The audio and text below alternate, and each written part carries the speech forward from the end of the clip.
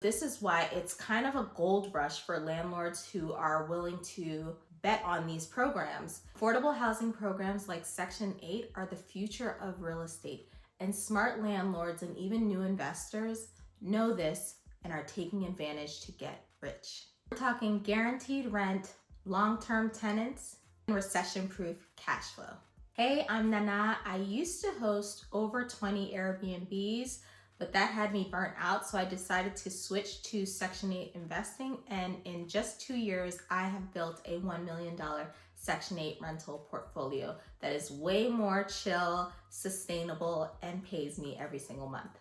And if you want to get my entire step-by-step Section 8 investing strategy broken down, whether you are a OG landlord or a new beginning investor, go ahead and check out my free Section 8 Investing Masterclass, which is in the link in the description below. Now let's break this entire program down, specifically Section 8. Section 8 is a housing program that was designed by HUD, the Department of Housing and Urban Development, a federal organization, and it was created to help low-income families, those on disability, and even veterans get affordable housing by subsidizing their rent every single month. The term Section 8 actually comes from a part of the law that established it, and it is also known as the Housing Choice Voucher Program. So the way the program works is tenants who meet the criteria set out by HUD will apply to Section 8 in their respective local city or county whenever the program is available. And then once they are approved and get housing, the government is going to pay their rent every month based on family size, the income that they make, the size of the property itself, so whether it's a 2-bedroom or 3-bedroom, as well as the fair market rents in the area. So they're gonna take a look at what is a 3-bedroom in that area going for, and then they also have fair market standard rates that they use to come up with the rent that they're going to pay a landlord. So the government is going to pay anywhere from 70 to 100% of the tenant's rent, depending on how much money that tenant makes. So contrary to popular belief, Section 8 tenants do have jobs oftentimes, so the government is going to pay based on their income. So if they make a decent amount of money, maybe Section 8 is only going to be paying 70%, and then the 30% that's left is up to the tenant to pay directly to the landlord. And let's say the tenant doesn't really have a job or doesn't have income, then Section 8 is going to pay 100%, and that again goes directly to the landlord. So the tenant in that instance is not going to be getting the money and then having to pay the landlord themselves, because that could probably have a whole lot of issues. So instead, the government is going to pay you as a landlord directly by direct deposit. So for example, I have a tenant in our latest property that when she first moved in, the government actually paid 100% of her rent. And that was the case for about 2 years. And then she and her husband started working. So then the government is now only subsidizing. It comes out to like 85-90% of the rent every single month, and then the rest they pay us directly. And we've set up systems so that it's very easy. They don't have to send us checks, they just pay us in an automated way. So why does Section 8, an affordable housing program similar to it, like co-living, group homes, matter right now? Well, the demand for affordable housing in the United States as of today is massive. There is simply a housing crisis. So more and more people are in need of solutions to make basically living way more affordable. And so this is why it's kind of a gold rush for landlords who are willing to bet on these programs, because you are always going to have a high demand, and that demand unfortunately is going to keep increasing unless of course things change in our country. And you are always going to have a pool of tenants to choose from, which equals consistent rental income for you every single month for years to come. And having that consistent, pretty much guaranteed rent is so crucial when you become a real estate investor and when you are a landlord, because as you may know, most landlords do not own their properties free and clear, meaning they still have a mortgage on it, And so every single month that mortgage is due. So the way that landlords pay that mortgage is by taking the money that they get from the tenant, paying the mortgage, taxes, insurance, etc.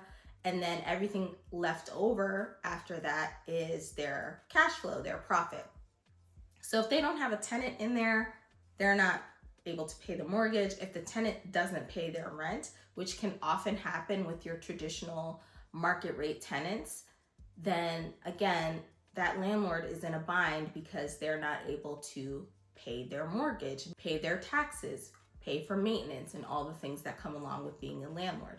So this is where these affordable housing programs really gives you that insurance, because for the most part, you are getting guaranteed rent every single month paid by the government. So you have way less risk when it comes to being able to cover those expenses, cover that mortgage, and actually make cash flow and a profit from your asset, from your property.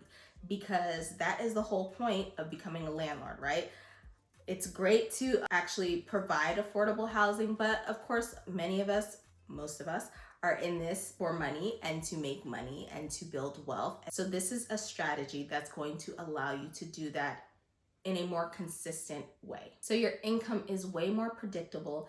And for me, it's way more chill, because once you get a good quality Section 8 tenant, they generally stay for years. As long as you are doing your job as a landlord, maintaining that property, treating your tenants well, and you have a good relationship with that tenants, they often will stay for years. And the biggest thing you want to avoid as a landlord is vacancy. So if you have a tenant who's willing to stay for several years, that is amazing. Versus your traditional market rate tenants who often move every 1 to 2, maybe 3 years.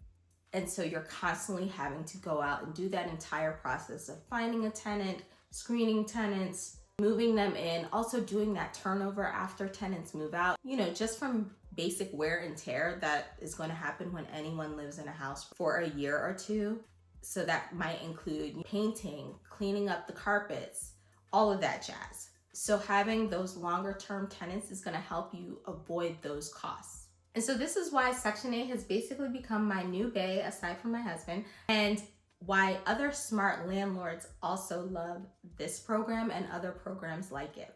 I'm going to talk about the big benefits of Section 8 other than the ones I've already mentioned. But first, I want to dive into some common myths and misconceptions that often keep people away from investing in Section 8 rentals. What I like to call the horror stories that everyone hears about and has everybody shook. The first myth and misconception is going to be that Section 8 tenants are bad tenants that are going to destroy your property no matter what. But the truth is, they are people like you and me. Like, you might be a Section 8 tenant watching this right now. And just like market rate tenants, some can be great, some can be bad. And so this is where it boils down to you as a landlord doing one of your number one jobs, which is screening your tenants. You really have to focus all of your attention on doing deep dive tenant screening to ensure that you're getting a great quality tenant. Because I always like to say, wealthy tenants as well as college students tear up properties all the time. And it all boils down to how well did you screen that tenant? How well did you do a deep dive into their background and their history and all of the things that go into making that decision? So many landlords wing this, especially new beginning landlords, and I was guilty of this myself. Back before the Great Recession, I actually used to own a couple of rental properties.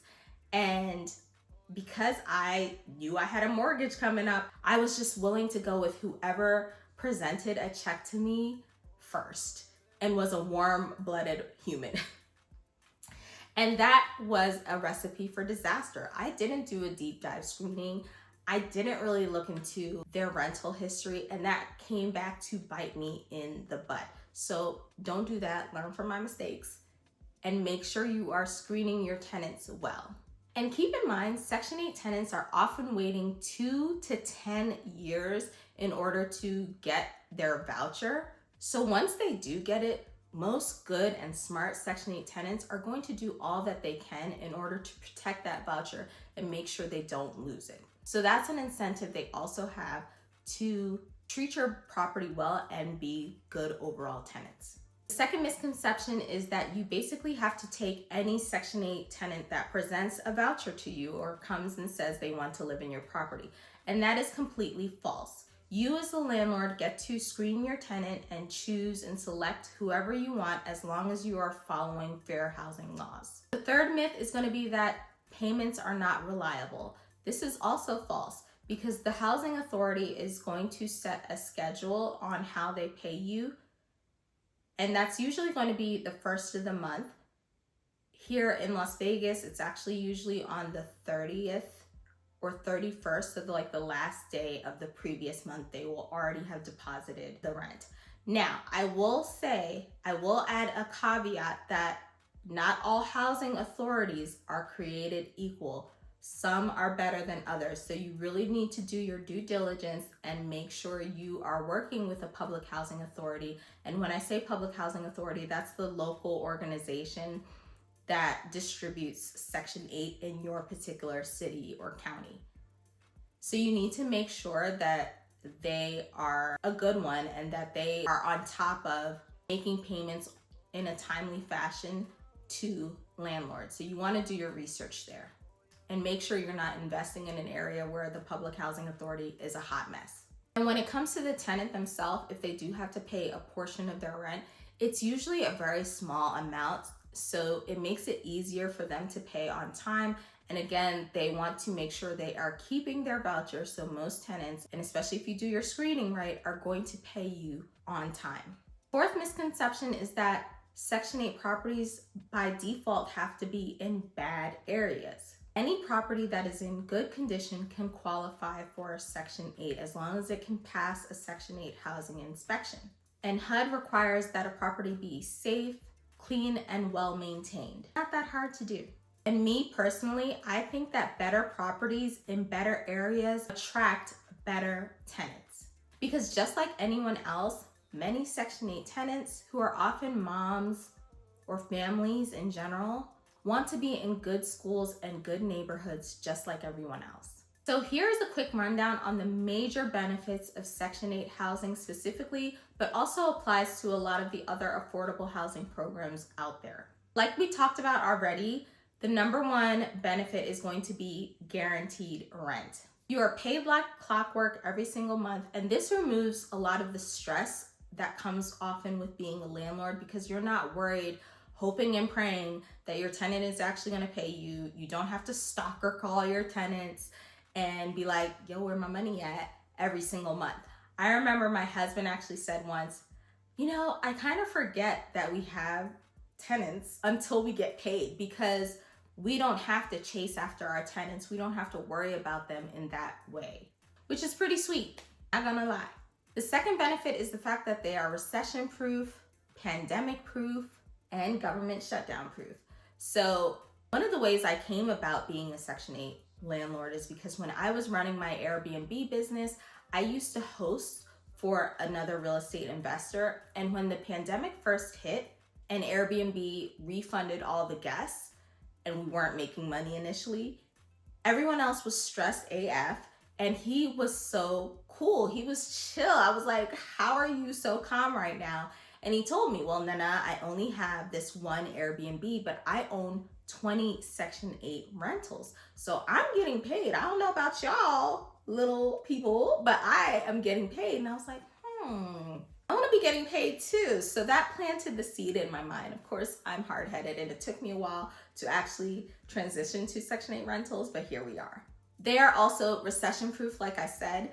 Back in 2008, during the Great Recession, Section 8 was still making payments to their landlords. And during the 2018 and 2019 government shutdown, payments were still being made. And as of the time of this recording, we are currently in a government shutdown, unfortunately, and Section 8 landlords are still getting their rent payments. Third benefit is there is a higher demand, which equals fewer vacancies.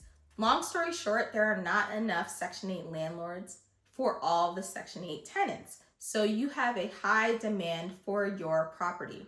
So this means whenever a tenant does decide to move out, it's pretty easy for you to quickly find another Section 8 tenant to move right in and make sure you have way less vacancy than you might with a traditional tenant. The fourth benefit is going to be there's also the potential for higher than average rent. So as a way to incentivize landlords to join the Section 8 program, public housing authorities across the country are willing to pay above market rate rent. So if a 4-bedroom in your local area is going for $3,000, Section 8 may be willing to pay you $3,100 or $3,200, because in some areas they are willing to pay up to 120% over the fair market rents, which means more money for you. And then finally, of course, there is the feel-good benefit of providing affordable housing, which is really in need, because at this time, stats show that over 50% of Americans are paying more than 30% of their income to their housing costs, which is way higher than what the economists and the experts recommend. So you are doing a great service that is really needed at this time. And if you really want a full breakdown on how to get guaranteed rent and passive income from Section 8, go ahead and check out my free Section 8 investing masterclass, again in the link below. And if you enjoyed this video and got something from it, go ahead and check out this next one here, because when you add that together with what you just learned today in this video, you are going to be even further along in your passive income real estate business.